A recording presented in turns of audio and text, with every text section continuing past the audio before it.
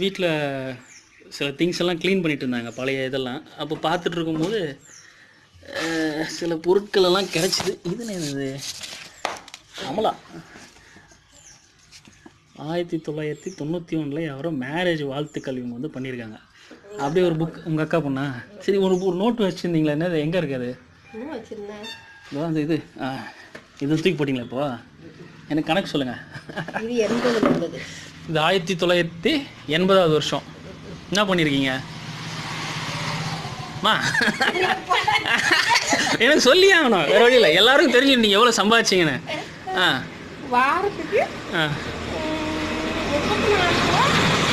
8 பைசாவுக்கு சம்பாதிச்சிருக்கேன். 34 ரூபா 8 பைசா வாரத்துக்கு. எவ்வளோ? 34 ரூபா 8 பைசா. அப்படின்னா வேலை செஞ்சீங்க. இது என்ன தேதி? இது என்ன கணக்கு? அடைச்சுன்னா 144 பெட்டி சேர்த்து அடைச்சது. ஒரு க்ரோஸ் தீப்பெட்டி. இது தீப்பெட்டி. இது வந்து மேலே லேபிள் ஒட்டினது. ஒரு நாளைக்கு 15 க்ரோஸ். ஒரு க்ரோஸ் ஒட்டினா 14 பைசா. வாரத்துக்கு 328 க்ரோஸ் ஒட்டியிருக்கேன். ஸோ அந்த வாரம் எவ்வளோ சம்பாதிச்சிங்க? வாரத்துக்கு 34 ரூபா 8 பைசா. வா, அதை அப்படியே பத்திரமா எடுத்துன்னு வந்து ஐயம்மாட்ட கொடுத்துருவீங்க. ஆமாட்ட. ஓகே, பரவாயில்லையே. 80 எல்லாம் பத்திரமா வச்சுருப்பீங்களா? இது ஒரு அட்டை வேறு போட்டு வச்சுருக்கிறீங்க. பல லட்சங்களை சம்பாதிச்சிருக்கீங்களாம்மா? இது அப்போ மேலே 51 ரூபா 31 பைசாவுக்கு வேலை செஞ்சுருக்கேன் ஒரு வாரத்துக்கு. ஒரு க்ரோஸ் அடைச்சா 22 பைசா. ஒரு க்ரோஸ் ஒட்டினா 15 பைசா. அப்போ சாப்பாடெல்லாம் எப்படி? எவ்வளோ செலவாகும் ஒரு நாளைக்கு? கொஞ்சம் தான் செலவாகிடுவோம். ஏதோ மொய் இதெல்லாம் கூட வச்சு இங்கே பார்த்துட்டு இருந்தீங்களா? எங்கே இருக்குது?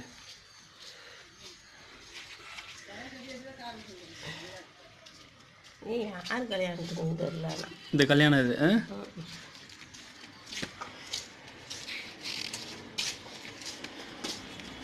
கோலம்லாம் வரைஞ்சி பார்த்துருக்கீங்க. 41 ரூபாய்க்கு வேலை செஞ்சுருக்கேன் ஒரு வாரம். 80 எவ்வளோ கஷ்டப்படணும்னு பாரு. இப்போ நோவாமல் சம்பாதிக்கிறதுக்கு முடியலைங்காங்க. ஆமாம், இதுன்னு இது சோப்பு அதுவும் மொழி போல. இந்த காலத்து பசங்களை இவங்க எவ்வளோ கிண்டல் பண்ணுறாங்க. இவங்க அந்த காலத்தில் என்ன வேலை செஞ்சுருக்கிறாங்க பாருங்கள். எங்கேயோ பார்த்தேன் நான். அதோ கிடச்சிருச்சு. இதான் சிவாஜி கணேசன் சாருடைய ஒரு தீவிரமான ஃபேன்ஸ் இவங்கலாம். அவருடைய படங்கள் எழுதி வச்சுருக்காங்க. சோழபுரம் இவங்க ஊர். மல்லிகா இவங்க பேர். சிவாஜி கணேசன் போட்டு ஃபஸ்ட்டு படம் பராசக்தி. அடுத்து பணமாமா. இவங்கெல்லாம் வேற லெவலு. நம்மலாம் அப்படி கிடையாதுங்க. நம்மளுக்கு வந்து சினிமா பார்க்குற அது பார்க்குறேன்றாங்க. என்ன வேலை செஞ்சு வச்சுருக்காங்க பாருங்கள். வருஷம் போட்டு எழுதி வச்சுருக்காங்க. இப்போ நம்ம விக்கிபீடியா தேடினா தான் கிடைக்குது. அப்போ இதெல்லாம் எப்படிம்மா ஃபாலோ பண்ணீங்க? ஏதாவது கிடச்சிருக்கும், அதை வச்சு எழுதியிருக்காங்க போல். இது ஏன் எம்ஜிஆர் அவர்களுடைய எதுவும் எழுதி வச்சுருக்கீங்க? சிவாஜி சார் ஃபேனுக்கெல்லாம் எம்ஜிஆர் பிடிக்காது. அப்படியெல்லாம் இல்லை, எழுதுன என்னன்றாங்க. ஆனால் அவங்க வீட்டில் வந்து அப்போல்லாம் சிவாஜி படம் தான் கூப்பிட்டு போயிடுவாங்களாம். அதெல்லாம் சொல்லிட்டுப்பாங்க.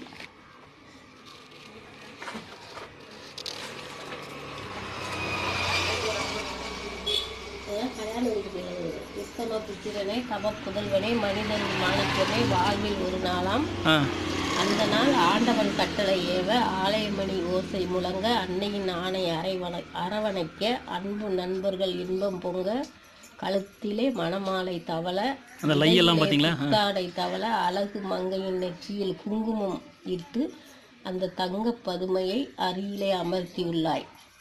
உன் அன்பு கரங்களை பற்றிய அந்த மங்கையின் திலகம் சுமதியின் சுந்தரியாகவும், சித்தூர் ராணி பத்மினி பெண்ணின் பெருமைக்கு ஒரு எடுத்துக்காட்டு. உன் உள்ளத்து கோவிலில் இடம் கொண்ட சிறந்த பாக்கியவதி வாணி ராணி சாந்தி அந்த மரகதம் என்ற மனைவியாக அடைந்துள்ளாய்.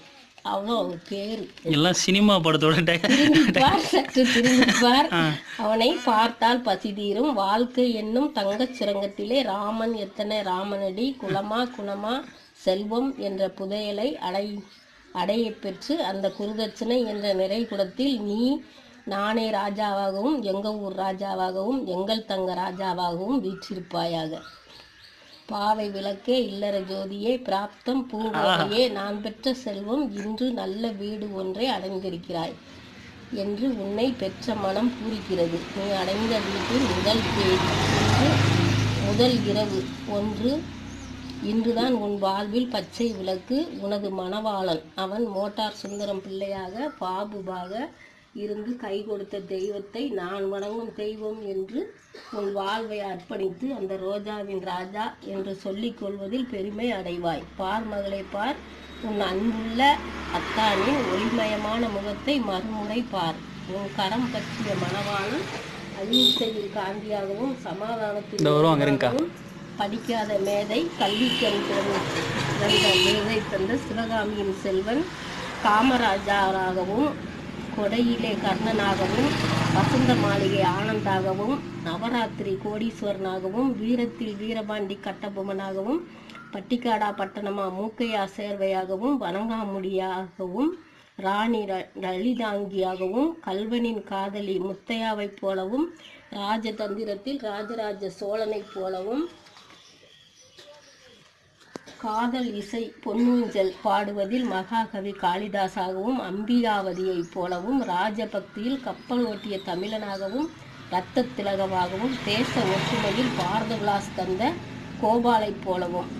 இதெல்லாம் எதுக்கு எழுதுந்து சொல்லிட்டு வாங்க. இப்படி இருக்கணும்ட்டு எழுதிருக்கீங்களா? என்ன வேணுமா?